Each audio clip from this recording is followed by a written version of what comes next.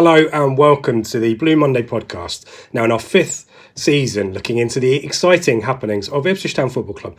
I'm Richard Woodward and you are tuned in to the flagship / midweek show, whatever day it is, whatever show it is. We are available every week on video and audio for a sometimes irreverent but always informative hour or more of football conversation. So make your Monday a Blue Monday. Guys, this intro has gone down so well.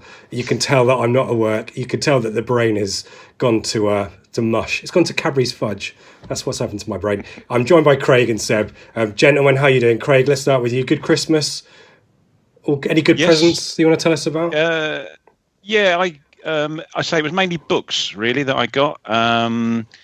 Trying to think what type of books. I got a lot of quiz books, actually, this year. I got a Only Connect quiz book. I got a Taskmaster high quiz book. brow stuff. I'm loving that. Yeah, they got the answers very close to the questions, so I can read the question and flick over to the answers. I've got a couple of books that I still yet get around to reading. Actually, a couple of like Inverting the Pyramid. I've got a few books I do. My stack of books that I need to read is getting longer and longer. So your bookshelf looks really impressive, though. Yeah, it does. Yeah. Like mine, I suspect. Pristine condition. Yeah. It's that Maximo Part lyric. I buy books I never read. Seb, any good Christmas presents for you? Any books? Any socks? Any? Yeah, the normal stuff. Socks, obviously. I got a lovely Ipswich Town dressing gown as well, which I'm looking forward to breaking in. So but apart from that, the normal stuff, socks and various, bath sets, all that kind of usual stuff you get this time of year that sort of ties you through for January. I didn't know that Ipswich Town made a bath. What was it? A bathrobe? What is it? Yeah, what's the official term? It's dressing quite gown. Nice. Yeah, it's decent. I think it was some sort of recent release, but it looks quite nice. I've not used it yet, but it looks quite decent, to be fair. The silk kimono version, yeah. Yeah, stroll around the smoking jacket with a brandy. I can only think of Biff Tannen from Back to the Future 2 whenever I think of a dressing gown. So I'll imagine you like Biff Tannen on the roof of a building threatening a teenager. There we go. We've got, we'll try and keep it light, guys, today. It's a difficult one. We were all travelled up to Lincoln. And let me take you back to yesterday, when we were probably all angrily driving back down towards Suffolk and Essex, respectively. So we'll go through that later. We'll do a bit of news first. Not that there's a huge amount of exciting or interesting news to talk about either. Firstly, Grant Ward, who has completed his rehabilitation with the club, has... immediately signed a deal with Blackpool for 18 months. Are you in this camp, Craig, of never go back? Would you have given him a deal? Would you think there's a right wing back there somewhere if we could get something out of him? Or are you not fussed?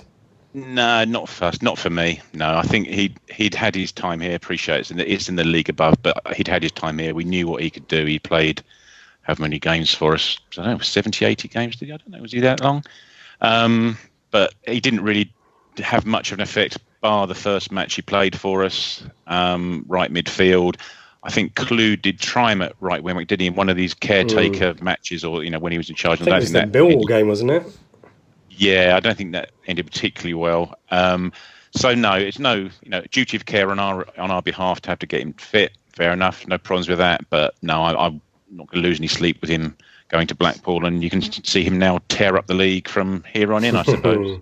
Yeah, help Blackpool with their promotion challenge. Another winger who's left the club this time, probably expectedly, Seb, is Anthony Georgiou, who never really made an impact after quite an exciting debut against AFC Wimbledon. We didn't really see much of him, and that him returning to Spurs, I guess, also not a surprise. No, not surprising at all. He had that really good debut, didn't he? It was the MK Dons at home, AFC Wimbledon at home game, and he came on and he was an out-and-out old-fashioned winger. He would run the touch line, beat players, get the cross in. A very, very positive player, for what I remember. But after that, he never really kicked on. He played in a couple of the cup games, but didn't really do much at all. And given the size of the squad, I guess it's with the return to fitness of Sears as well. It's absolutely no surprise that he went back. It's weird though that I think we are lacking wide players up and down the pitch, aren't we? Certainly, Donatian is not as good as Kane Vincent-Young at right wing back or right back even, and Danny Rose out, and we're missing. I guess it's on the right hand side. Edwards is kind of our only choice there. Are you both of you guys? Craig, come back to you. Expecting us to move for players in those positions, those wide positions in January? You would have thought so. Sorry, Seb. I'll say you would have thought so, wouldn't you? Because I'm sure we'll get round to formations later on. And as you say, wide players. And if we're going to look to play, for example, 4-4-2, who is our left winger apart from the Irish chap who plays on the right wing and right back and left back and everywhere else other than the left wing? Georgie was our only left wing option, Rowe being injured. So you would hope that there is something in the pipeline, unless we're going to push Garbutt up there and get a left back. And Kenlock comes back in, Seb, because Kenlock is not really featured. It seems if we're going to... It's 2 games in a row where we've done this 4-4-2. Clearly, if you're going to change formations, there's a sufficient justification for it now after the Lincoln result. But do you think it's unfair on Kenlock and Garbutt could do better further up the pitch? Well, Garbutt obviously started the season at left midfield, and he looked decent in that position. I don't think he's that great defensively. Don't get me wrong; I would look to sign him in a heartbeat.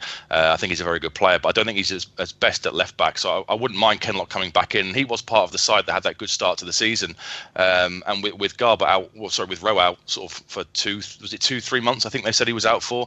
We need a permanent left-hand solution, unless Sears is going to be the one that slots in there. And I'm not sure. Well, we'll talk about Sears as well later on, please, because I want your opinions on whether he's ready for the first team. His mind or his motivation might be there, but I'm not sure his fitness is necessarily there yet. So interesting January window to come, I'm sure. Let's jump into this, guys. Let's do our best to, as I say, keep the energy up, because there's plenty to discuss here. And let's try to keep it as well with an eye to Wycombe as well, which is obviously a really significant fixture coming up in a couple of days, or on the 1st of January, depending on when you're listening to this. Let's start with the lineups. Seb, let's immediately get your thoughts on this 4-4-2, because coming out after the Gillingham, everyone is looking for this consistency. We've rotated, we changed the lineup or the tactics so many times. So top marks, I guess, for Lambert, at least for sticking with a 4-4-2. Your thoughts on that, or whether you thought, it didn't work against Gillingham, maybe we should try one of the other 5 formations we've seen over the last 2 months?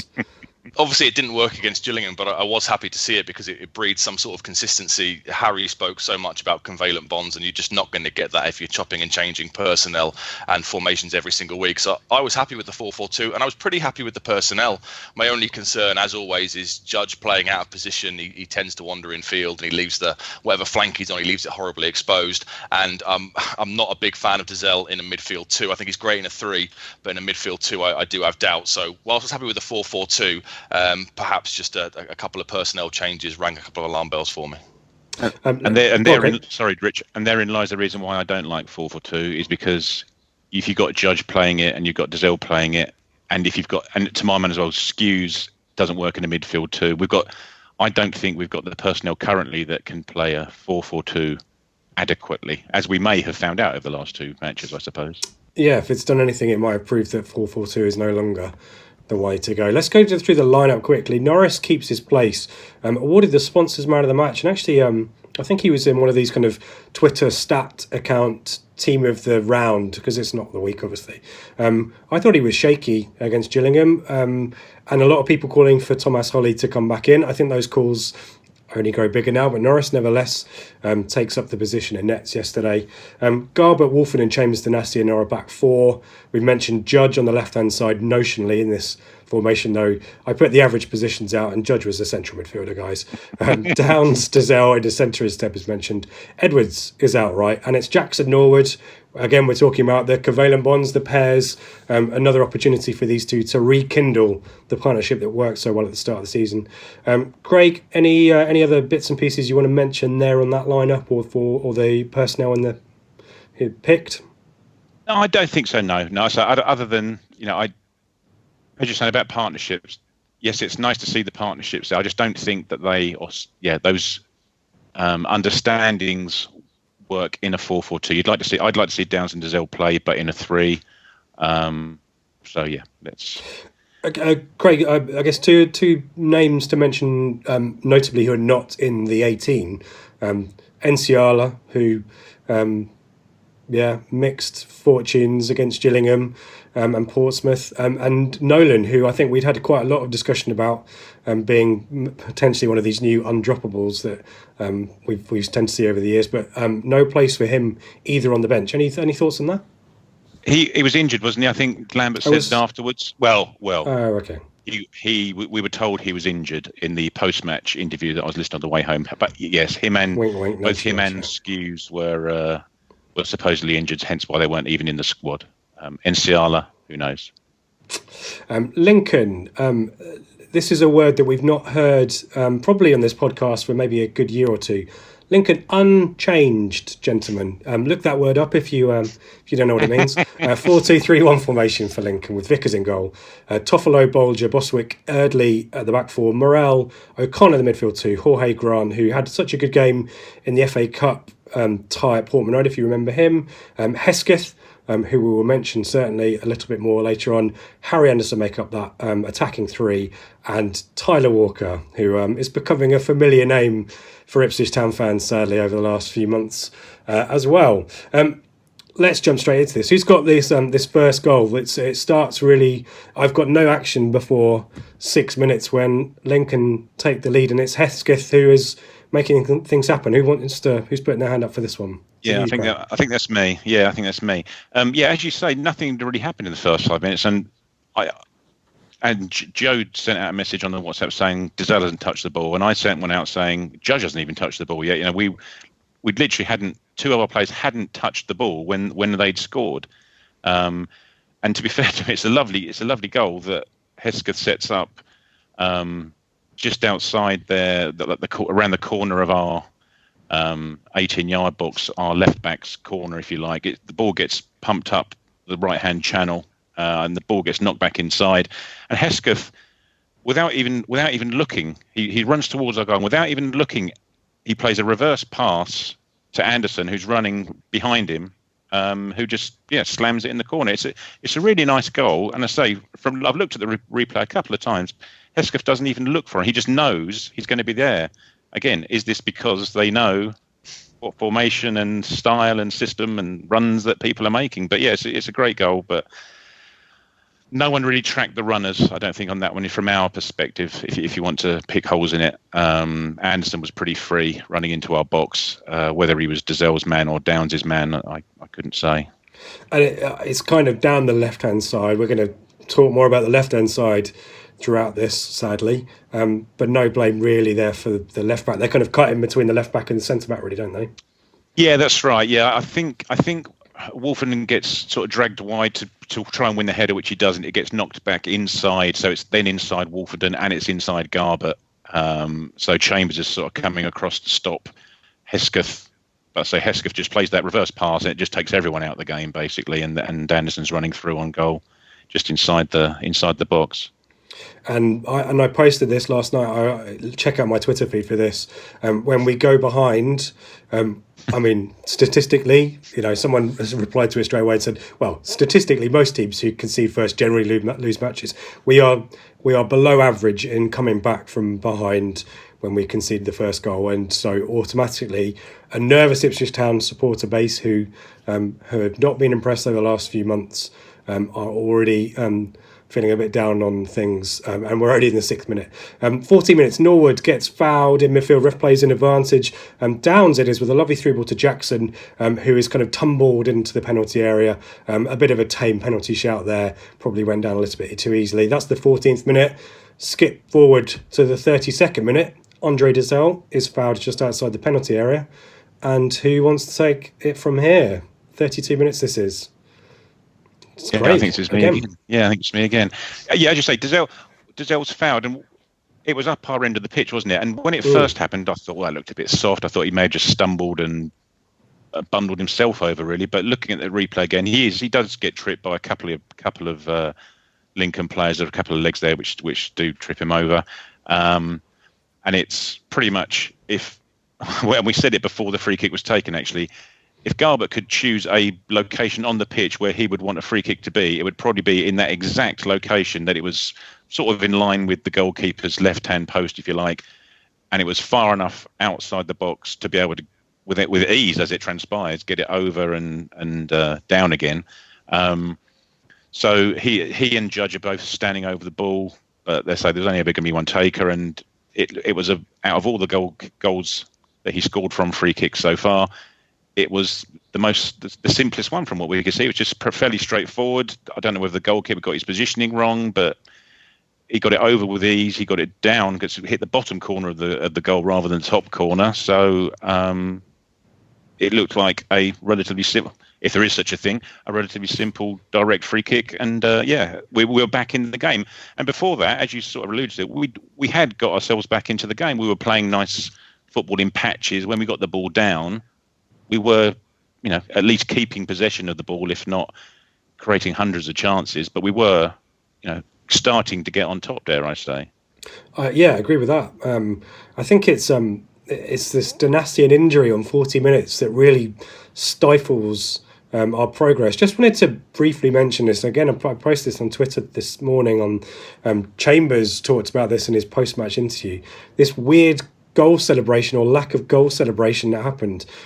Did either of you get a sight of this? It kind of looked like Garbutt wanted to celebrate and no one was around him, so he kind of went, right, well, I'm off to the halfway line, and then Chambers kind of belatedly thought, we should celebrate this. It all looked a little bit weird, didn't it? Seb, do you remember this one? I didn't notice it at the time, but obviously I've seen it on the replay since, and yeah, it was a bit weird. Chambers summed it up when he said it was like we were a Premier League side, playing against a lower league side in the cup. It was very strange. Garbutt runs to the fans. The fans were so close to the pitch. You think it's a great excuse to really celebrate the moment. It's a great goal from him, so he wants to enjoy the moment, and yet bizarrely, no one seems to go with him. Everyone just seems to grab the ball and run back to the centre circle. It was all very weird. I don't think the away end celebrated the goal particularly vociferously either, guys, no? Craig is shaking his head.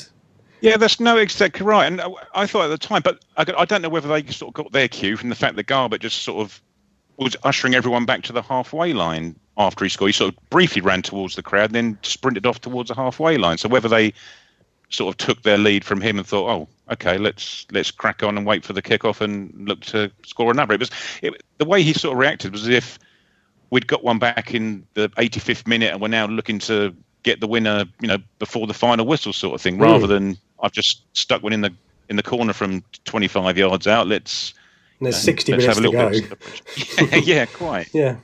And no one wants to kind of make a conspiracy theory about the togetherness of the squad from that. No, we'll move on. I'm moving on. No conspiracy theories. Keep it light, yeah. Keep it light. So I mentioned this already. Dynastian goes off injured at this point. Sears is the replacement, guys. Craig, your thoughts on whether this was a good call or not? A cameo for him against Gillingham, as we've talked about. He's kind of super keen to get back, which you can kind of understand. It's his job and he loves to play. But does he need to be protected a little bit? Because for me, the substitution just didn't work. It was, it was. Was it a bit early? But the thing is, bringing him on, we then were playing Freddie Sears at right midfield, which obviously we tried to varying degrees of success under Mick. And then we were playing Guion Edwards at right back, which I don't think has had any varying degrees of success so far. So we're now playing two people arguably out of position when you could have brought on Wilson, and then you had an option. Had you brought Wilson on, you would have had options. You could have played three at the back and moved Edwards to more of a wing back. You could have played Chambers at right back. You could have played Wolford at right back, which, spoiler alert, eventually happens. So it seemed a strange decision at the time. And 2 minutes later, Edwards is going to make the situation a little bit more awkward by picking up a booking, which seems to be a routine thing for him of late. A minute later, this is a really good chance for Lincoln, actually. It's a side foot volleyed from just inside the area, hits the post, bounces out. We go into injury time at the end of the first half. We talked about a long ball for the first goal. It's a long ball to the edge of the Ipswich penalty area. Seb, talk us through this one, because this is a good and bad goal from Lincoln and Ipswich's perspectives here. Perfectly timed for them just before half time. Talk us through this one. Yeah, a long ball forward from the right back position. It just takes everybody out. And at first, I assumed Walker must be offside because he's quite far ahead of Wolfenden and Chambers. So I assumed he's made the run early. I was expecting the flag almost to go up, but obviously it doesn't. Suddenly, you see Norris flying out towards him, and you start to think we've got a problem here. It's a good take by Walker. He's brave because he gets clattered and gets completely taken out by Norris. But it's a good goal for him. But from our point of view, it's an awful goal. One long ball from the right back position. possession, takes out all the midfield, the two defenders. I don't know if they were just caught up the pitch or not expecting it. I was hoping for an offside flag. It never came. It's a great goal from Lincoln's point of view. Walker again, who is becoming the I think was he described as the Mark Rivers, modern day Mark Rivers on the Blue Monday group, and it's just so frustrating, especially given the timing as well. It's just before half time. We had started to grow back into the game, and it's really, really frustrating. And again, possibly another avoidable goal, and it does raise more questions again over the goalkeeping situation.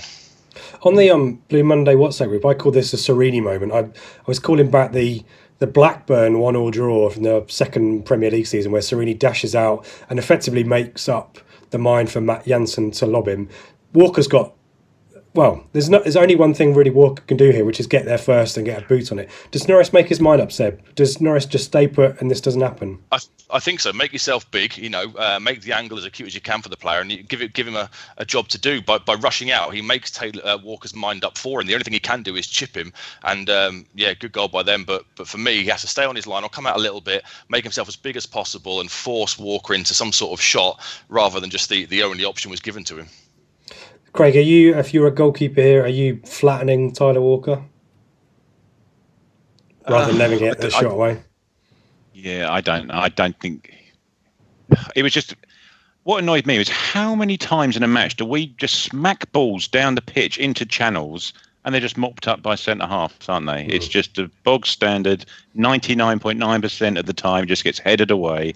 Yet for some reason, as Seb says, he just took out our. It's like Franco Baresi just picked someone out from 70 yards away, but he just took out our entire team.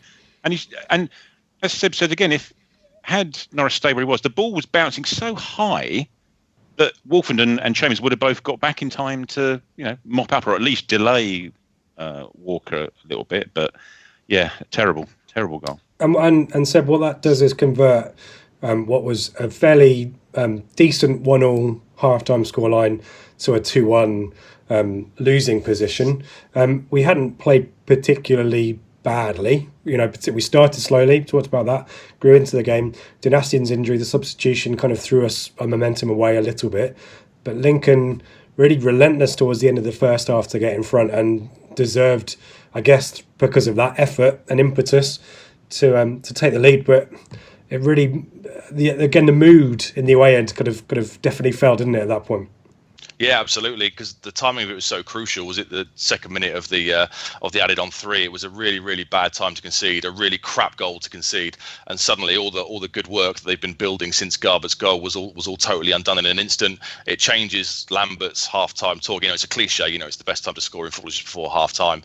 It changes Lambert's half-time team talk. We've got, like Craig said, we've got players out of position on the pitch already. Edwards on a yellow card. That goal really, really deflated things just before half-time. I just wonder whether anyone.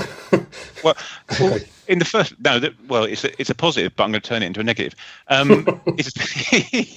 Is that in the first half we had yet again options and times where we could have had shots from just outside the area. Yeah, there was Judge, wasn't there? There was Edwards. I can remember him. The ball came to him, and he was in 5 yards of space on the edge of the box, and he tried to hit it first time. Didn't it into somebody? I can't remember who it was. And everyone just screaming, just take a touch. And if you look up, you've literally got the entire goal to aim at. Whether he'd score or not, it's another matter. But yet again, whether the contracts these boys have got is, there's a higher bonus for assisting goals than scoring goals, but no bugger wants to shoot. It's just the confidence, isn't it? The confidence seems to be absolutely shot to pieces. No one is willing just to have that effort, and it's yeah. Did anyone stand out for you as having a good first? I mean, Dazelle, to me, is always trying things and is keen to get on the ball. I think that midfield too is probably the least worst. I'll be positive. Is the best that we could do. Blimey, sorry guys. I quite like it was more the second half. Wolfenden and Downs, Dazelle. You can tell there's an understanding there between those three because they've grown up through the ranks together. Is this kind of the Downs and Dazelle? If it's going to be a 2, would you go with that, guys? Because the players around them, they're let down by the wide players. The left-hand side, Judge talked about the average positions. It's basically a central midfielder. If we have positional discipline from the rest of the team, does this Downs-Dazelle partnership flourish? Seb? I would have him in the team more often than not, but I do prefer him in a 3, I have to be honest.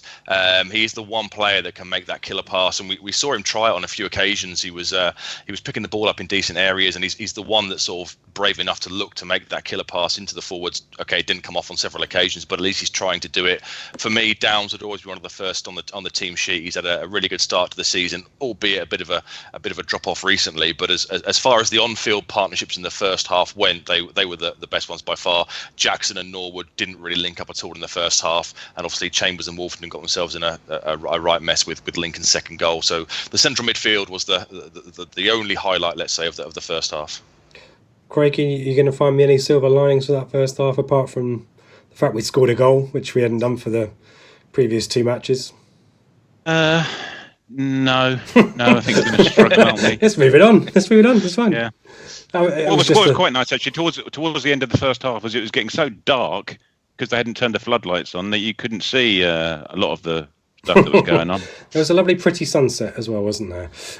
Let's move into the second half where spoiler alert, things go from bad to worse. 51. Jackson here. This is given as a free kick just outside the area, which we'll miss. We'll hit the. We'll try.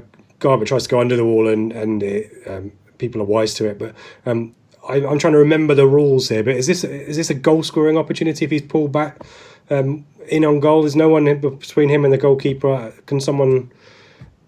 Maybe I'm just clutching a straw. Yeah, he was heading away from goal, wasn't he? I think rather than directly towards it. I don't know. I don't know what the rules are nowadays. Sure. 52, Edwards. This is kind of the Enciala syndrome on a card. Discipline is going away, and there's a shove on Toffolo. Again, we've mentioned spoiler alert. That will change, but again, probably starts to play into Lambert's mind. We know he doesn't like to make early substitutions. But gentlemen, 59 minutes, and Ipswich Town short corner routine is gonna miraculously work for us again. Seb, do you want to tell us about this one? I want a punt on who scores as well, please, because it's not particularly clear. No, I had no idea in the away end. We couldn't tell at all. I think the rumours afterwards it was Wolfenden got the final touch, but I don't think he was anywhere near it.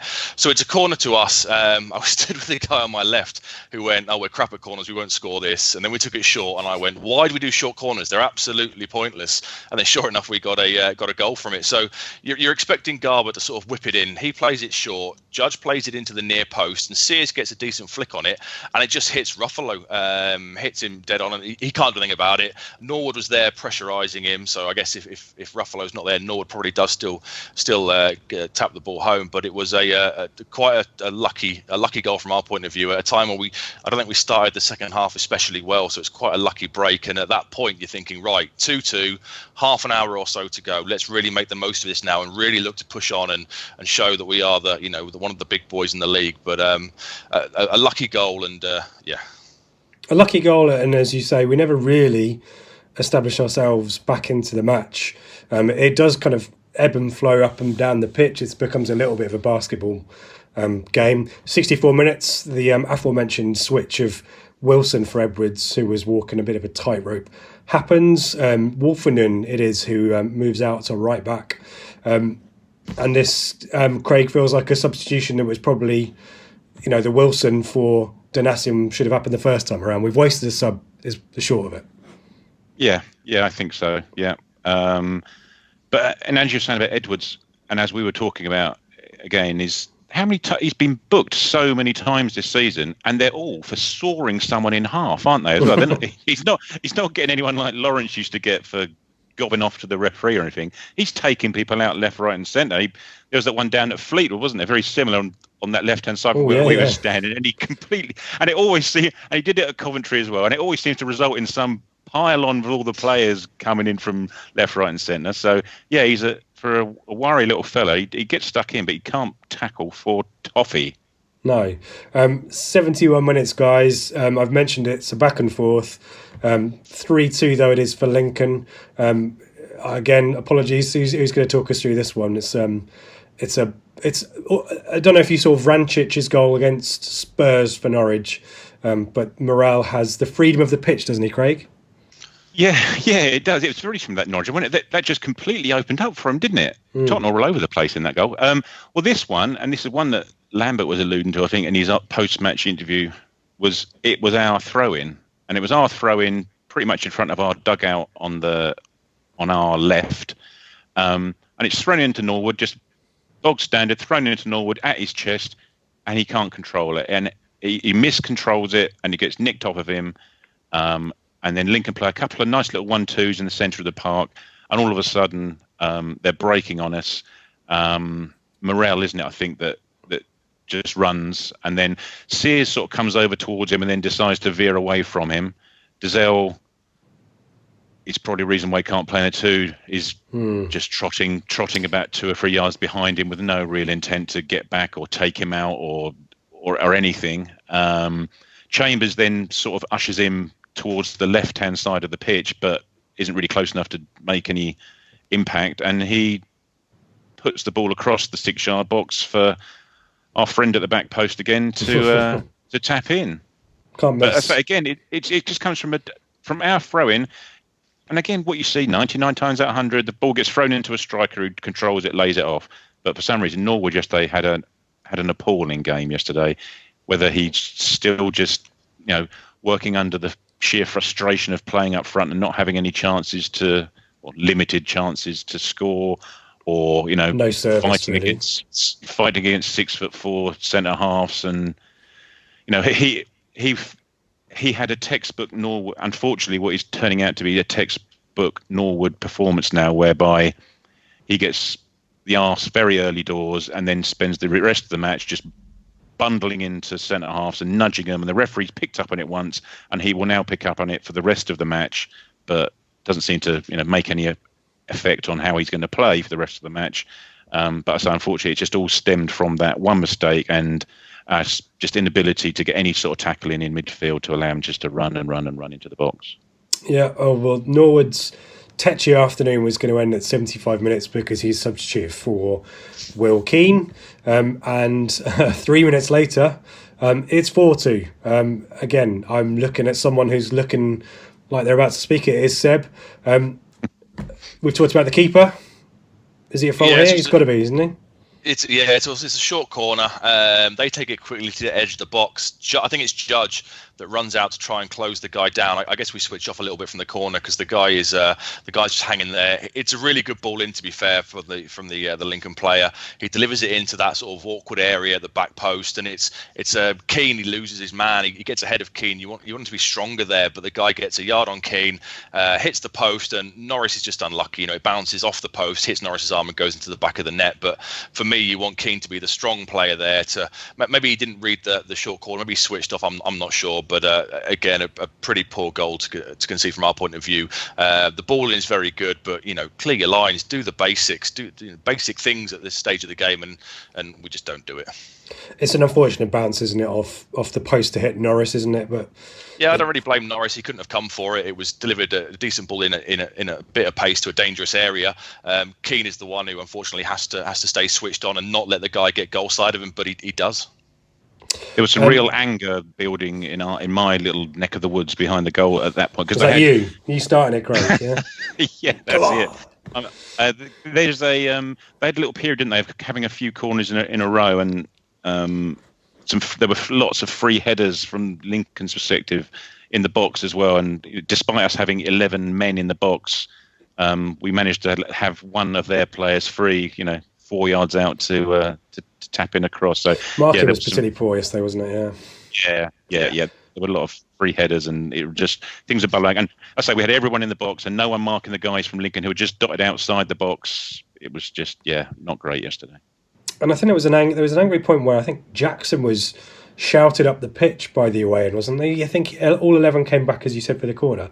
And there was a point where Jackson, I don't know if it was the bench or was the away end, kind of went, well, we're chasing the game. There's no point you being back here as well, because you're not exactly going to beat someone in the air for a header. But it was starting to get a little bit tasty at that point, wasn't it, in the away end?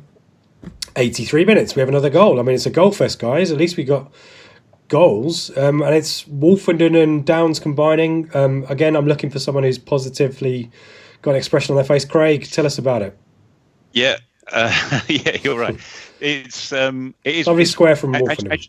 as you spoke about earlier, it was Wolfenden, Downs, and Dazelle. Basically, the three of them combined together. I think Wolfenden played Dazelle. Dazelle picked out Downs. Downs then knocked it wide to Sears, and Sears played it first time into Keane, who took a touch with the left and hit it with his right into the far corner. That was a lovely finish. Nice goal, wasn't it? It was a nice goal. I'm sure there was someone standing not very far away from you guys who was more than happy that Will Keane had scored such a delightful hipsterish goal. But it was. You say, as you spoke about earlier, it's just that little bit of understanding, and you do see it in flashes sometimes between the guys who have grown up together through the age groups, and it is something that we saw. Which was it? The middle of the trilogy against Coventry, when although it was Nolan who was playing in the midfield three with Downs and Dazelle, but between the three of them, I thought they all played very nicely. That right-hand side movement thingy that we saw. But they just rotate positions and they were quite fluid with each other in terms of covering for each other, and that obviously came to an end once Lambert decided to get rid of his wingers. But that wasn't a 4-4-2. That was a 4. Well, what do you want to call it, a 4-3 or a 4-5-1? But it worked in that way, and it worked because those players were on the pitch and they combined well. But just a little mention for Sears there. It was a lovely little ball, first time ball in from Sears, and it just sort of showed what he can do for us. Hopefully, he's just got a little bit more nous about him, and it's maybe something we should be expecting from the diminutive winger on the other side of the pitch, maybe. What winger on the other nominally, side of the pitch? the other side of the pitch. Yes. 5 minutes is added. I'm not sure that at any point there's a credible threat from Ipswich to get the equaliser.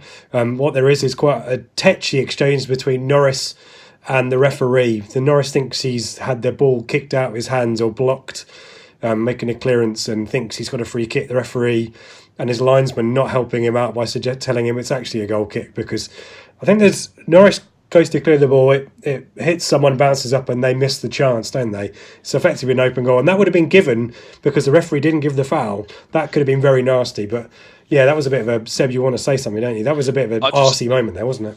Yeah, obviously not seen it back or anything, but I just thought Norris messed up there. There's no replay of it. I've not seen it anywhere else, but to me, he just messed up throwing the ball out, and then, to try and cover his own back, remonstrated with the referee. But for me, it was a goalkeeping error. He was very lucky there. Yeah, completely agree. And the thing is, the crowd were just screaming at him, for God's sake, don't worry about it. Just get the ball back into your bloody area so we can get the ball on the pitch again. Yeah, we must have wasted 2 minutes to just moan at the referee for no reason. Yeah, 2 or 3 times he's picking the ball up, moving back, picking it up, moving back. Just get on with it, take it back and just boot it up the pitch. Absolutely ridiculous. We also had the fabled crowd keep the ball until the last minute when they get another ball out and throw it back onto the pitch at that point. Oh, that was an old you could see chestnut. that coming a mile off, couldn't you? An old classic. That's to be fair to him, that's always a good laugh. And then in partway through this 5 minutes of added time, we've the final nail in the Ipswich Town coffin. This is it's a good counter, actually. I think I give us the benefit of the doubt in terms of being pushed up, trying to chase for the equaliser, but it's particularly easy. It's Hesketh involved again, and I'm going to look at Seb. Yeah, this one I'm not too angry or too bothered about. We're up the pitch, we're pushing on. We just get caught out on the break. I'm not sure who the player is, the Lincoln player in the right hand position. I'm not who that player is, but he plays a great ball through to Walker. He takes out, I think it's Wilson and either Garbutt or Judge trying to track back. He takes them both out. Chambers is left 2-on-1. He tries to come to Walker. Walker, simple ball pass to Hesketh, who just finishes well. And that one I can accept. I wasn't that angry about that one because there's 2 minutes to go. We're chasing that equaliser. So for me, that was just the kind of, at that point, apathy had set in, and I wasn't too bothered about that one at all. Does this goal stand in the world of VAR? It's probably an armpit or an elbow. It looks tight. He's onside on the angle that I've seen. I don't think it's that tight. I've looked at it a few times. I think he just times his run well. He waits, and then Chambers sort of makes a move towards Walker, and then I don't think he's offside. And that is your lot. Lincoln very happy with themselves. Ipswich Town fans, 1,700 of them at that point, is probably down to about 1,000 of them who stuck around for the end of it. Craig, you mentioned this on the Blue Monday WhatsApp group. A weird kind of post-match feeling where there was anger there, but there are people who don't want to be unnecessarily angry to Lambert because they support him. Those that are upset with Lambert, and then there are people upset with the players. It was all a little bit handbagsy and a little bit nothing, wasn't it? It wasn't an aggressive boo at full time. There were boos, obviously, but it was a bit half-assed, wasn't it? Yeah. I myself and my little boy, we pretty much timed our run exactly from when we knew the referee was about to blow his whistle to get to the bottom of the stairs to start wandering out. So I wasn't there for any, clapping of players or non-clapping of players, etc. But yeah, there were a couple of guys just to my left who were screaming blue murder about Marcus Evans out into the ether. There was a lot of angry people just at the situation that we found ourselves in during the course of the match, and it was just a shambles of a performance, really. Just one of them. But as you say, it's nice to have a point of anger for people, isn't it? But they just didn't know. They didn't know who to be angry at. As you say, is it the players because they haven't played particularly well? Is it the manager because he's set them up in a particular way? Is it the owner for reasons we all know? There was anger, but it was not manifesting itself at anyone in particular that I could tell. It wasn't particularly concentrated, was it? And we've had quite a fractious post-match on social media, as you'd expect. There's a lot of we've kind of credited Lambert with reconciling the club after and the supporters after a year or two of kind of acrimonious splits with two managers. But it doesn't appear to be healed there, and this kind of moment we've on such a terrible run. We've finally got a bit of tactical consistency, albeit I'm not sure the players maybe carried out the instructions they were given. But Seb, it's a really helpless sense at the end of that match, wasn't it? Where where do we go from here? This feels like not the end. We desperately need a win to get us back on track, don't we? Yeah, absolutely. I mean, like Craig said, you don't really know who to aim the anger at. Is it Evans' fault for being in this league as a bigger picture? Yes. At least Lambert did stick with the same formation, sort of two games on the bounce. Is it the players not doing what he's telling them to do? I mean, Judge has been selected at left midfield, but as when you put the positions on Twitter today, he didn't stick to that position at all. So is he told he's got free roam? Is he ignoring Lambert on the pitch? It's just, I don't know who to blame, but my God, we need a win desperately. The only saving grace, I guess, is that despite this awful run, we are still fourth, and Wickham are in a hell of a bad run of form themselves on coming up on don't know what day it is today, New Year's Day, whenever that is. Hopefully, God willing, maybe we'll finally break the Sky curse, and maybe with that, like Lambert says today, that might well be a result to kickstart a bit of a revival.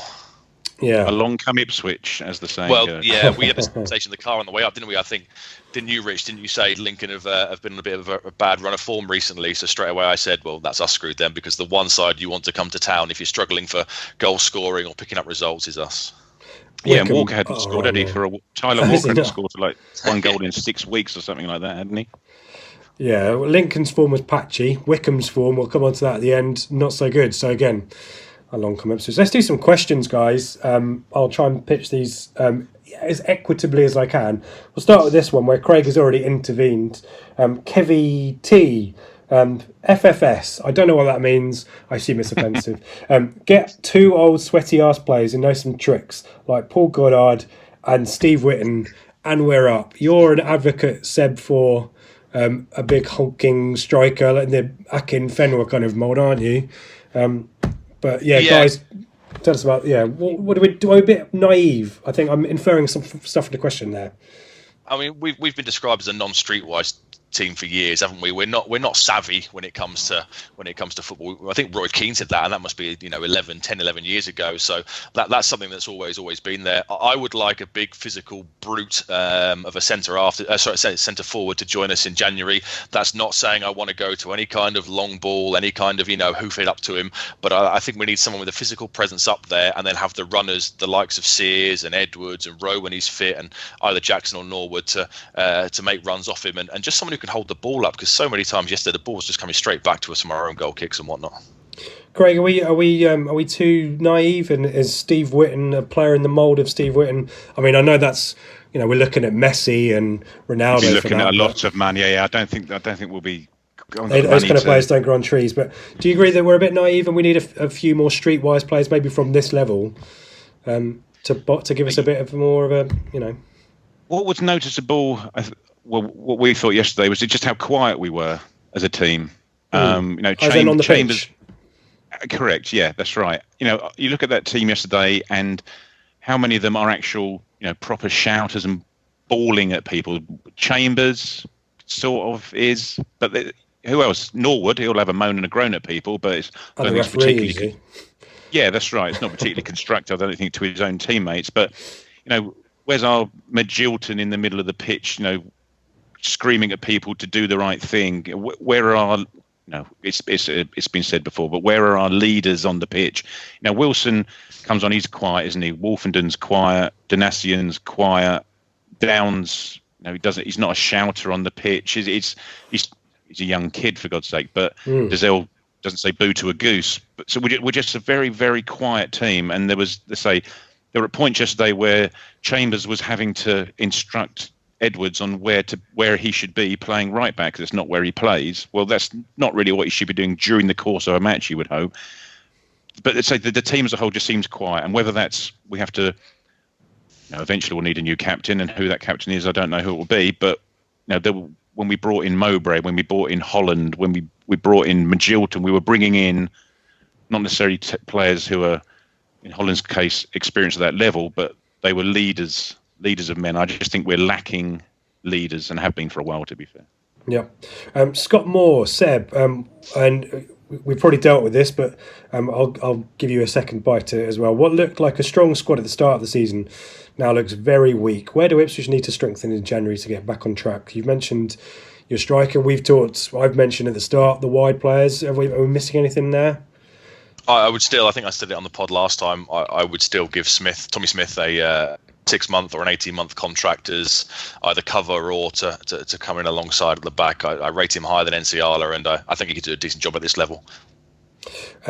Craig, MW, I'm not mad about another manager change mid-season, but if Paul Lambert wants to go, he should go. He did a great thing bringing back the feel-good factor, but this squad team isn't improving. He's not made big decisions in MW's view around Chambers, Enciala, Skuse. He's suggesting Nash and Hogg, which I think would be a bit of a gamble. We're going to have questions about Lambert. Lambert's post-match after Gillingham didn't help. What's your take on stick with Lambert or twist and Nash or Hogg? Oh, you'll give me that question, are you? I personally, at the moment in time, I would stick, and on the assumption that he himself is going to stick with a formation, because at the moment he's just ballsing it up.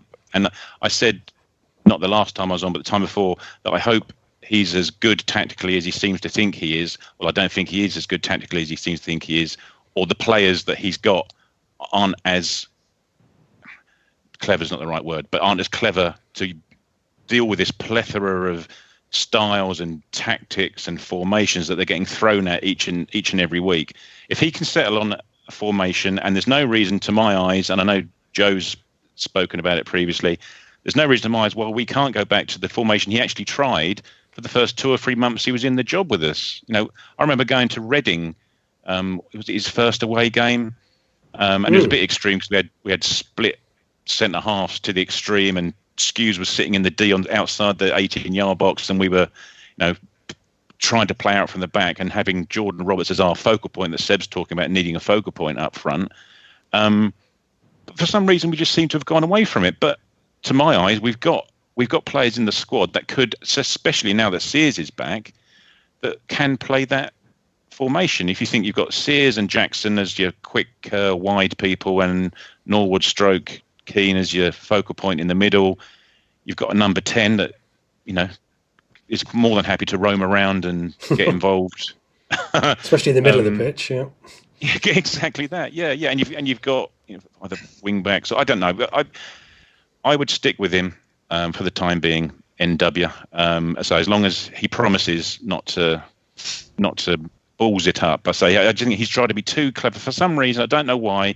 He's just tried to be too clever this season, and it patently hasn't worked so far. So just get back to basics, keep it simple, stupid, and see how we get on. But in terms of next managers, I would pretty much say that the next guy in charge will be McGreal. Oh, my Cole Yee supporting brother-in-law not be happy about that. Good enough reason to do it then, isn't it? Exactly right, just to piss him off. Tractor Boy Peter's asked us about what we think our best team and formation, and we said Joe has tweeted about this, I think today actually, so worth looking at that. Seb, have you got anything to add on the formation?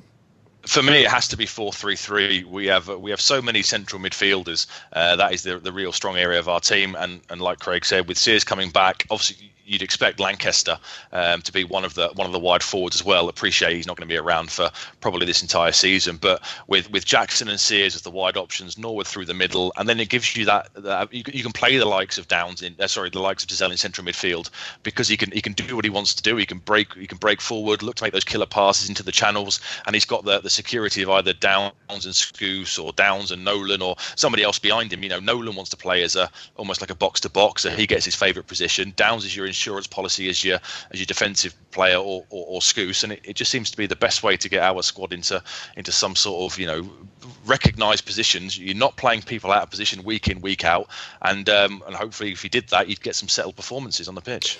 Yes or no? Do you think we'll drop the 4-4-2? Yes. Okay. Noel Baker asks us, does anyone think Lambert knows what system to play, what players to play, or what way to play? He says he must go see you rather later. I think we've just debated that, and Craig has given quite an eloquent view on what Lambert's trying to do. Seabass speak. Surely too much faffing around with formations and no definitive style of play, and now biting us in the bum. Ben and I had spoke about that earlier in the season, even when we were winning. I think we can all agree that, I think maybe we got by at the start of the season with the presence and the names in our squad to unsettle the opposition. We've been kind of found out, haven't we? And now is the tinkering to get back, Craig, to maybe how we were before? Is it desperation rather than anything else? Yeah, but where other teams have had that period of pre-season and then settling to the season and getting their understandings together. I hope it's not going to happen, but are we at the case we're in effect starting from scratch now? We've wasted that time by going from formation to formation to formation to formation each and every week. I hope we haven't lost it, and that are our players that better than everyone else's? I just think we just need to get settled. And what's striking is the sheer amount of supporters that you see on Twitter and on the message boards. They're all saying the same thing, aren't they? Where is the style? Where is the formation? Where is the settled way of playing that we seem to see other teams now flourishing? Not all of them, Wycombe, for example, but Oxford, Rotherham are now starting to click. Coventry, we saw 3 times in quick succession. They looked like they had a decent way of playing and understanding together. Yeah, and it's a team rather than individuals. At this level, good individuals get plucked by the Championship, maybe Premier League teams, don't they? So it is about being a cohesive unit, and we just aren't that, are we? Paul Westlake, do you think we've actually found our level, i.e. a third-tier playoff side? He wonders if the first 10 games flattened us and gave us false hope. Do we think a change of manager will solve anything? The money isn't there. Seb, do you think we found our level? I mean, financially, you've just alluded to it before about Marcus Evans. Do you believe that? Yeah, financially, I guess you could say we are what was the wage bill? Was it 20th in the Championship or so? So you could argue we are a relegation zone Championship side or an upper League One side. What do you say about change? Would you change the manager? Again, I wouldn't change the manager. I agree with Craig. For now, I would stick with him. But if we start to drop out the playoffs, I would be really, really worried. Barry Mann asks, I'll do this slowly, Craig, so you can have a sip of water. Are there any positives we can take from the recent games and no wins since November, or is it as bad as it sounds? We now sit 4th, still not a bad position, struggling to score until yesterday. That's 3 goals we scored yesterday, set pieces admittedly. Any positives that I'm trying to find them, guys. I am doing my best. I'm going to give you 2. I'm going to give you 2. Number 1, a positive is that we are currently so bad that it must have got through to Lambert that he needs to stop mucking about and to sort his shizzle out. Yeah, that's going to be a positive. I mean, that's an assumption, so that's half a positive. Keep going. Okay. And Sears, I'll go for Sears as well. Sears coming back. I appreciate he's not going to be fully fit for a bit, but yesterday he came out of the game with 2 assists. He had the flick on from the corner and the ball into Keane. 2 assists from 60 minutes. It's just he's certainly not the panacea, and he's suffering very much so. And I know it's something that Dave and Mikey spoke about. We were listening to their pod on the way up yesterday about players getting immeasurably better when they're injured and not playing. Yeah. He's certainly can't wait for Bishop to come back. He's certainly benefiting from that. Christ, the ovation he got when he came on against Gillingham was, I don't know, something akin to a homecoming hero. So it's like when Marcus Stewart came back for Sunderland, wasn't it? Do you remember that? He came off the bench, I think, against us at home, and then he nearly scored straight away. But I would just throw in, sorry, one more positive. I think was Will Keane. He took that goal really well. I know he messed up for their goal, but he took that goal really well, and it's nice to see now the last few games. Perhaps he is starting to find a bit of a decent run of form, which hopefully will make up for Norwood's poor form. Yeah, Mullet is going to give you a nice slap on the back for that one. So well done. Arthur Pickthorne, why is Lambert picking central midfield combinations that are constantly being overrun? Does Owen Nolan too lightweight off the ball? Poor Downs and Scouse are struggling to cope. Your thoughts on we said 4-4-2 is dead. Long live something else. So we're talking about a midfield 3, I guess now.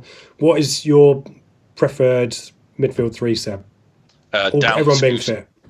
Everyone being fit, probably Downs, Scouse and Dazelle. Scouse is the insurance policy. A lot of people were saying how happy they were that he's out the side, etc. But we conceded 5 goals yesterday, so I would suggest that's probably an argument for him still wanting to be involved. Downs is your one of your first names on the team sheet. He's done well this season, albeit a little blip. And Dazelle for that creative spark in central midfield. It doesn't look like Lambert seems to trust Hughes. He's not played a minute of football over the festive period at all. So I'm guessing from now on. I mean, I saw something online about a link with a move to, I think it was Accrington Stanley for the second half of the season on loan, maybe to get some fitness in. I don't know if that's anything in that. I very much doubt it, but he doesn't seem to trust him. So and Nolan certainly isn't the goal scoring midfielder we hoped he would be and what he was at Shrewsbury. So for me, it would be Scouse is the sort of the insurance policy, and Downs and Dazelle either side of him. Craig, do you want to give us your midfield config?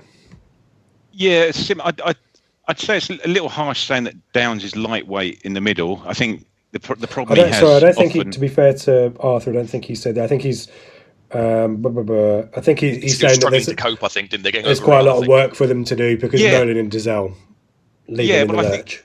Then I fully agree that Downs. There was a point yesterday where Downs was tackling his man and getting up off the floor and on his haunches, looking over to his left or his right, expecting his centre midfield teammate to be tackling their other centre midfielder, and he wasn't. So he's having to get up and get over and do that tackle as well, sort of thing. So he's in effect doing a 2-man's tackling job in the centre midfield, which is why I think we're all in agreement that a midfield 2 isn't the way to go. And similarly with Skews, we know what Skews offers, but I'm not sure he offers it in a 2 anymore. But he can more than offer it in a 3 in games and circumstances that require it. And similar to Seb, we know I'd like to see Dazelle get a run as long as he's got a bit of security around him. Downs is second name on the team sheet, and then Skews, Nolan, any of those 2 to depending on which game and situation you find yourself in. We've lamented the 4-4-2. It's it is in an old-fashioned type formation. You've got you need positional discipline, certainly, which we don't have either. Ipswich John kind of asks, and I'm inferring on his question, so apologies, Ipswich John, if I'm reading the wrong things into this. The distance between our attack and midfield and our midfield and defence has been an issue all season. We're not compact out of possession and not expansive with the ball. We're neither one or the other, and he believes this comes from the coaching staff and inconsistent team selections. Seb, your thoughts on 4-4-2? It's limited, isn't it, really, by breaking the lines we talked about. You haven't got a defensive midfielder unless you play a diamond. It is a limiting formation, isn't it? It is, yeah. And when you've got people out of position, it only makes things worse. In a 4-4-2, I guess you've got to have somebody sort of like Scouse did when Lambert first joined up. He would drop and receive the ball from the keeper and then look to sort of, progress up the pitch. Too often we just hoof the ball down the pitch and hoping for a flick on or something to come of it. Everyone says that Bishop is the one who perhaps from a midfield three could sort of run with the ball and break the lines and whatnot, but I don't think we can guarantee him being fit. So for me, 4-4-2 is gone. The gap yesterday was very, very noticeable. No one was dropping deep to pick it up off of the goalkeeper, and I think in a midfield three, someone like Gazelle could do that role because he's got the insurance policy either side of him, and then he could look to link with the forwards. We've gone from isolating when we're playing one up front to our two strikers being isolated as well, haven't we? Yesterday Jackson and Orwood nowhere. They were isolating themselves from each other almost, but there's that big void, as Ipswich John has said, between the midfield and the attack as well, isn't it? Which having a number 10 might solve. Seb? Yeah, they didn't link up at all well yesterday. In previous games we've seen Jackson running the channels and Norwood doing a bit of the dirty work, but yesterday they just didn't link up. If you've got that player in behind, last year at Tranmere, Norwood played with a number 10 behind him for pretty much all of the season, so he's used to that kind of service. I don't think he's used to playing up front in a two, and I think it's starting to show in his game. If you have somebody who's breaking from midfield, and looking to play those balls into the forwards, I think we'd benefit massively. Go on, Craig. Sorry for cutting you off. No, I was just going to say that it's also something that Chambers said, didn't he, in his post-match interview, was there's too much space between departments on the pitch, which I thought was a rather startling thing for the club captain to be saying out loud, should we say? But does that in itself, is it just a manifestation from not knowing what system it is and not knowing who's playing it, and et cetera, is something we've been through before? But the midfield two yesterday were not going to be breaking lines and offering anything other. Whatever midfield two we seem to pick, it's just a flat midfield two, isn't it? And then the wingers aren't offering us I call them wingers. The wide midfielders aren't offering us anything, any sort of outlet at all either at the moment. Matt Thomas asks, we've talked about the results, we've talked about the lack of kind of style and formation and all that stuff. We haven't talked about the style. What suits us in terms of a way of playing, Craig? He's advocating kind of he's called it hyper pressing. I'm guessing that's high press or gegen press, maybe, I don't know, which would need Scouse dropped. Your thoughts on, we've talked a lot about formations and personnel, but what is the style of play? Because at Burton it was counter-attacking and it kind of worked, didn't it? Do we need to go back to that kind of sit back, or in League One a team's going to sit back against us, it doesn't work? What do we need to do? Yeah, well, there you are, isn't it? That's the crux of the matter, isn't it? If we believe what Joe was led to believe himself, is that we spent a lot of pre-season being coached into the counter-attacking way of play. Well, how many teams are going to be, pushing us back to the edge of our box, ready for us to exploit space behind them? Not too many. They're lumping their balls up to their big guys up front, and Wickham did that, exactly that. What is our style? Is it a playmaker, a quarterback? Is it a number 10? Is it wide players bombing forward? Is it overlapping fullbacks? Is it none of the above? I couldn't honestly tell you what it is at the moment. He's got 2 days to sort it out. Daryl, I met Daryl in Florida. Hello, Daryl. Has retweeted himself from this time last year. Do Town need a new captain? Same problem this time as last year, he says. Although instead of bringing one in, is it time to pass the torch to Flynn Down, Seb? In my opinion, no. I know they did poorly yesterday, but Chambers is sort of the one who does hold things together. I appreciate yesterday, like Craig said, there was absolutely no vocals on the pitch, but I think it would be a very, very big ask to give Flynn Downs the captaincy, especially in a poor run of form. I think one day, hopefully, he'll stick with us and he will be captain material. But for now, I wouldn't take it off Chambers. He seems to be the one who they all sort of look to. He has half the youth team living in his house, etc. I wouldn't look to take it off him. Interesting TWTD debates for anyone who's not seen those, on the influence that Chambers and Scouse have, which you can read it on there. Some interesting thoughts on that. Maybe we'll come back to that another time. Super Friends is a three-parter. We've dealt with parts A and C. B, Lambert, lots of calls for Lambert to go. Do you think this is likely? Part one. Do you think this is likely? It's more likely that Lambert will go walk himself, won't it, Craig? Yeah, I think so. Yeah, well, crikey. He just seems to have muddied the waters himself, doesn't he? And no one seems to quite know yet what the reason is behind him doing it. You know, that the cryptic post-match interview from Gillingham, wasn't it? And because after yesterday there was no such talk, was there? There was nothing relating to that. It was all very much, we go again. We're going to stick together. We've had a good chat in the changing rooms. Yeah. Let's see how that. Let's see. And if it was a Hollywood movie, he would go to Wickham and spank them 2 or 3-0. Yeah. But yeah, no. So sorry, going back to Super Friends' question. Yeah, it'll be under Lambert's terms, I think, at the moment. I don't know how bad it will have to get before Evans pulls the trigger. I don't imagine it's in his thinking at the moment. There was an interesting comment from Lambert about Evans paid him a massive compliment. You are the best, which perhaps is embellished slightly for dramatic effect. Let's skip through a couple more of these. We've had loads of these, so thank you everyone. There's obviously a lot of themes repeating themselves, but we always appreciate the questions. Olimar, Alistair, given how we were winning games without playing well late in the season, there is an argument that any average but experienced manager should be able to round this squad into something more successful, Seb. Well, any manager who decides on a pattern of play and a formation could do something with this squad. The problem comes from all the chopping and changing. You look out there and think, who would we possibly look to appoint if we were to let Lambert go? There's no one for me that would jump out. I know Craig said John McGreal, stuff about Nathan Jones perhaps, but all a manager has to do is look at the group of players he has and think to himself, what formation fits these guys best and what kind of pattern of play are we going to produce? That's all you have to do. If you look at that squad, like we've spoken, 4-3-3 is for me what the formation we should be playing, and from that you work out, do we have overlapping fullbacks? Do we build from the back? It doesn't seem to be rocket science. Find a pattern of play, pick a settled formation, and we know that wins games. Easy. We've already got an average experienced manager. Yeah. Okay. We don't need another one. We've got an average one, thanks. Okay. Dommy Boy 79. Is it fair for fans we've talked about this, to blame Evans for the current unravelling mess on the pitch? Probably not. The fact we are where we are, have we agreed that that's largely down to him? He's to blame, the bigger picture stuff. He's to blame for being in League One, in my opinion, through underinvestment, etc.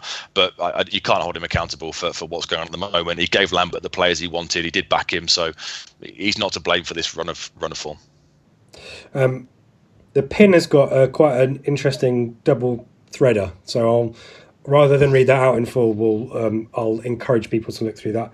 He's mentioned Thomas Holly, though, Craig, being left out of the team, presumably after Norris's performance against Lincoln. Holly's got to start against Wickham, hasn't he?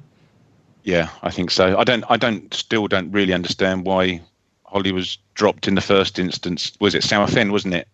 Norris came in, and the reason was to give him match experience or something along those lines, if I remember rightly. Well, where the hell's that come from all of a sudden? Why is that a thing? So no, stick to your number one. As I pointed out on the Twitter, where it was 8 changes of goalkeeper in 10 matches isn't ideal for anybody. Just stick our player in at number one until you make some horrendous rick. It's not as if Norris is been playing like Bart from 2017 or whatever, is it? Don't forget, let's give him a little bit of a pass for the Gillingham match, because probably wasn't the most ideal conditions to be a goalkeeper in. But yeah, yesterday is more than enough to get Holly in and get him settled and get him back playing again. There's quite a lot of individual just comments rather than questions, all of which are kind of a negative or a miserable or downbeat nature, which you can understand. Mullet's Will Keane superfan Mullet kind of sums it all. I'll read this one and we'll find one more which is a little bit more kind of upbeat to end with. But Mullet asks, that's the lowest point of all, isn't it, Seb? Arguably, yeah. An awful result And we're now out of the automatic places. I mean, it could conceivably get worse if we lose to Wickham. The gap to seventh is now I think it's a point now, isn't it? So conceivably we could be about to drop out of the promotion places. But the good thing is that things can only get better. That's the best thing. There you go. It can only get better. We are fourth. I know the cliche at the start of the season, if you'd said we'd be fourth, blah blah, we'd all snapped your hand off. Despite this awful run of form, we are still slap bang in there, and things can only get better. And like Craig said, surely now Lambert will realise he has to stop all the tinkering, and the only way is up. Yeah, maybe after a defeat on Sky again, and then maybe anyway. Wickham are in awful form. I know we are so bad on Sky, and I know we laugh about when we come to town, etc. Teams are on bad runs; they want us to rock up, but they're in a really really bad run of form, and I'm optimistic about New Year's Day. I don't know why. I'm basing that on no logic, but I'm optimistic about New Year's Day. The only way is up. Well. Yeah. The only way is up, other than we could potentially be about 7th or 8th come 5 o'clock New Year's Day. The faith. Luke Penning's just sent a selfie of a miserable face. Luke, I hope things turn around. You look quite young, so maybe we'll talk about. We'll have a bit of a run through the last decade, because it's not being a good one for young supporters like Luke. But hopefully, maybe Seb's optimism is right. We'll start the new decade with a positive. Tim Donovan's also mentioning Exeter. He's going there in the home end. He's local, but also makes mention of a long trip for people to Exeter next weekend as well. So that's important. James Golk, Warwickshire alumni. James Golk asked quite a pertinent question. Well, kind of, whilst it's not kind of overly positive, it is kind of probably a good theory there. Are we regressing, or are other teams just finding their rhythm and improving? Craig, do you want to take that one? Yeah,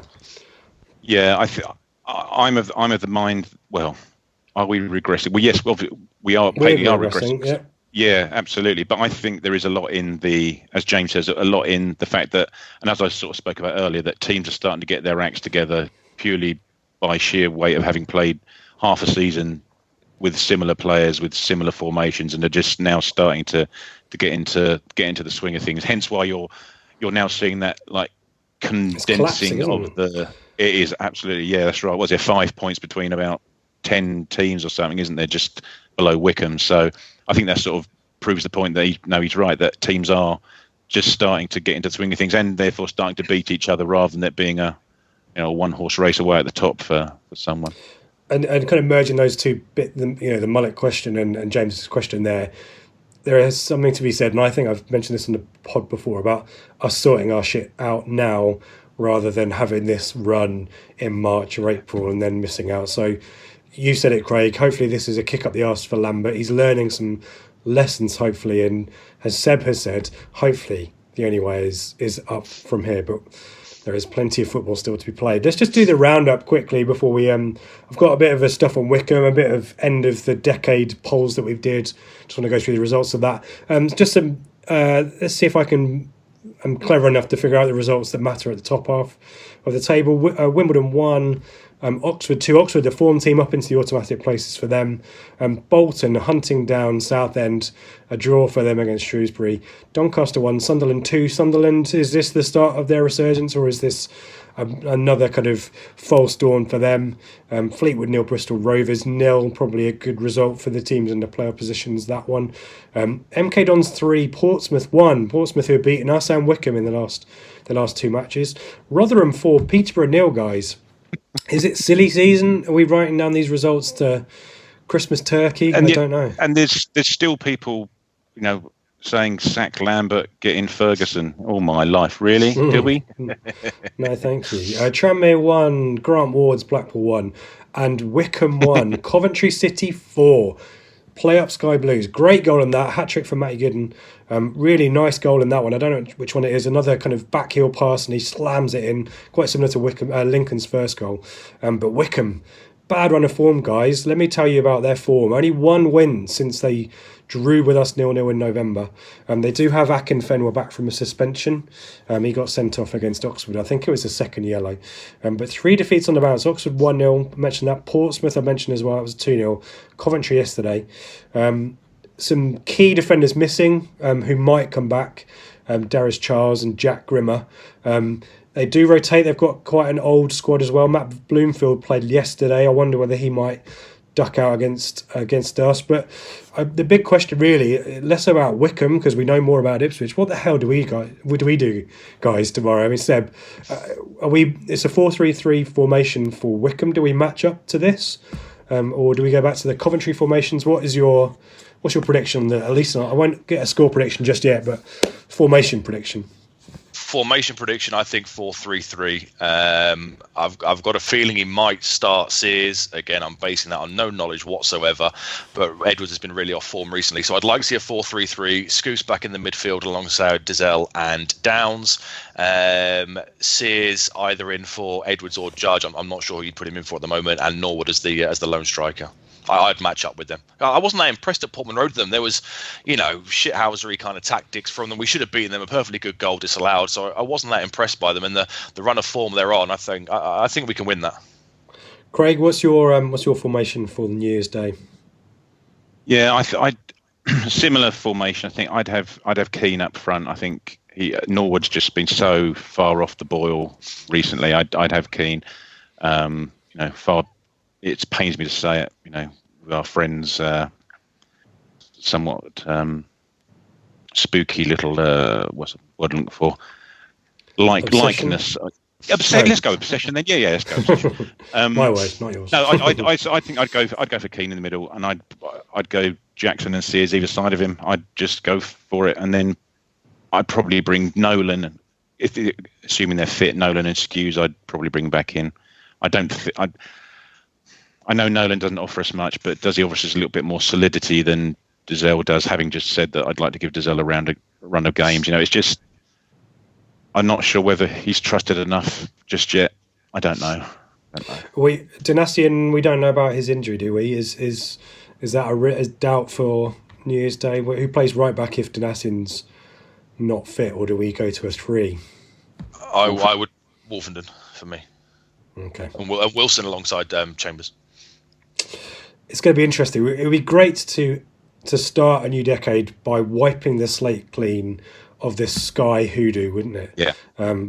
Who knows? Just to quickly sum up the league table going into this match, you've talked about the kind of points situation. Wickham are top on 43, with Oxford now on 39 in second. Rotherham now up there on a great run of form at the moment as well, 38 points, 1 point behind Oxford. We're 1 point behind them, along with Coventry, and Peterborough on 36. Bristol Rovers also on 36, just outside. Fleetwood still keeping their noses in it as well. Portsmouth are there. This league, as Craig has said, has just really collapsed in on, and points wise, it's really tight. So a couple of wins or a couple of defeats, and we could be, frankly, anywhere. We'll plenty to talk about, no doubt, in the coming weeks. Guys, I just want to get your kind of thoughts before we close. We know player stats right, although I do have some statistics, kind of in the form of these Twitter polls that we've done. I'm kind of calling the results early on these because some of them are not particularly close anyway, so I'm not sure it's a late rally from anyone is going to make too much difference. But just get your thoughts on what's been a pretty crappy decade in our club's history, where we find ourselves ending it in League One. Here are some of the questions that we asked our folks on Twitter. Manager of the decade, quite an easy one. As you probably expect, Mick McCarthy absolutely strolled that one with 75%. There were votes for Roy Keane, probably just from the Renegade Statman. Paul Jewell managed to get 2%, though I suspect that might be a protest vote or a Norwich vote there. Lambert, 18% though. Was that higher? Is McCarthy's 75%, Craig, higher than you'd expect, given the way that it ended? Well, it depends if... oh, God, I don't want to get a lot of abuse on Twitter. I would have him crossed out. I don't understand why he's not 90-something%. And don't get me wrong, McCarthy should have left after that Lincoln FA Cup game in my eyes, but I didn't get quite as upset with him as other people did, but I was bored, stupid by the football that I was forced to watch for the last year, 18 months, whatever it happened to be. But, over the course of a decade, I'm not sure, for all the PR that Lambert's done and the bringing of fans and club back together, what are we judging managers on? An ethereal PR emotion or hard statistical facts. The guy's got us relegated, and I'm not sure what his win percentage is, but I don't think it's great. So yeah, I'd have him a little bit lower and McCarthy a little bit higher. Tim Pashley makes a case for Terry Connor, who has a 100% record in charge of the club. Check Wikipedia or the internet for that one. Best match, not particularly Rich Pickens here. The clear winner, the Arsenal 1-0 in the League Cup. We won't mention the second leg. West Ham 5-1, we put in there. Watford 1-0 in the 14-15 season, the last minute Chaplow goal. Newcastle 3-1 was in there. And Mullet mentioned Brentford 4-2, but not particularly, as I said, Rich Pickings there, guys. There's nothing you can think of apart from that Arsenal game, really. Nope. Good. We'll skip through these quickly. Best permanent signing.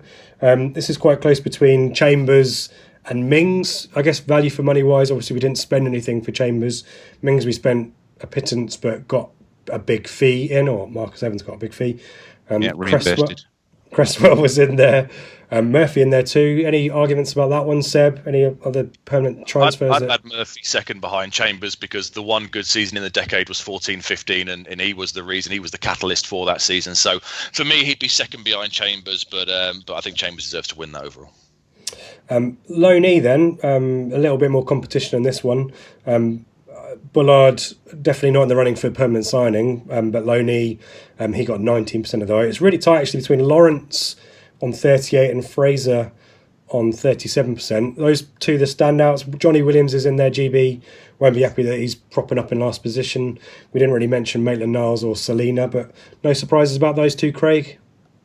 No, that's right. I think if Fraser had played more while he was with us rather than being injured for a chunk, then he'd have potentially won it by more. I voted for Bullard, I think, off the top of my head, because I just like central midfielders who can dribble around people and score goals and have shots. He won player of the seasons as well, didn't he? Off the back of about a dozen matches, wasn't it? That's how bad that season was. And last one, close to my heart, this one, best kit. The 09, this is when we had kits for 2 seasons, by the way.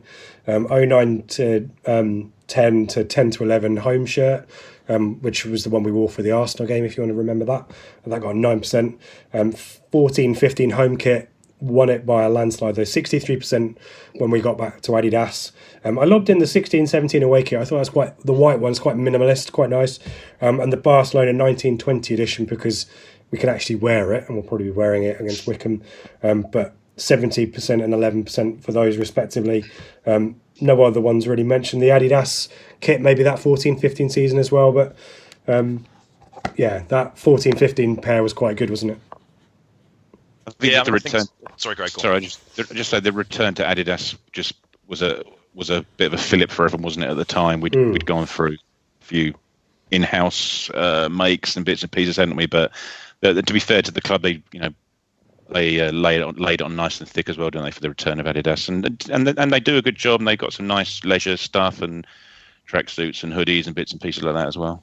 Yep. And Mikey from the pod team mentioned the pinstripe kit as well with the collar. That was quite nice, though. A little bit, I think some people are not sure about the collars in 2016 or whatever it was, but there you go. Any other big memories for you guys from the decade, or should we just leave it, consign it to the rubbish bin, which is where it belongs, frankly? Seb, any big moments for you? No, there were some good games in the 14-15 season. You mentioned the Brentford game. Leeds at home was 4-1. There were some decent games, but as a general rule, the decade's been awful. So consign it to the bin and let's move on and hope that the next decade is a lot more positive. Move on. Craig, anything you want to mention? Which is that someone, forgive me, I can't remember who it was asking, is this the worst decade in our history? And I thought about it. I'm not sure it is. Is it the 80s, isn't it? In terms of decline over the course of a decade, to go from the curve, second in the league and UEFA Cup winners to John Duncan and 16th in the league below, I think it's a bit larger step than Roy Keane and 15th, whatever it is, to Paul Hurst in 4th. So there's a positive for everyone. Well, let's hope, guys, for a better decade in the 20s. It's weird to say that. It is the 2020s. Let's do some plugs, and then we are back obviously for the Wickham game. I think it's me, Mikey, and Joe talking through that one in the next decade. So tune in for that. You can find all the details for that, including the questions tweet at Blue Monday ITFC. You can also find me at Ipswich. Seb, where can we find you on Twitter? At BrownS08. Anything else that you want to plug? Any? No, just happy New Year to everybody. Thank you gowns. for all the interactions and whatnot. And as I said before, here's to a much more positive new start to the new year. Keep the faith. Keep the faith. Craig, anything? Where's your Twitter and anything you'd like to sign off with? I'm at Fims75, and no, just to reiterate, Happy New Year, everyone. Let's hope come May we'll look back at this and have a damn good chuckle. And yeah, so on behalf of all the pod team, in advance, a happy New Year. Enjoy yourselves on New Year's Eve, and hopefully we have something positive to talk about on New Year's Day. It would be brilliant if the next decade is much better. We start with a promotion. I think you said this at Christmas, Seb. Thank you for everyone's contributions as well this year, and for the we've been around for the last half of the decade, and here's to half a decade and a lot more to follow as well from the podcast as well. But thank you for your support. Have a great New Year's. Look after each other. Be nice to each other on social media as well, please. And we'll see you in 2020.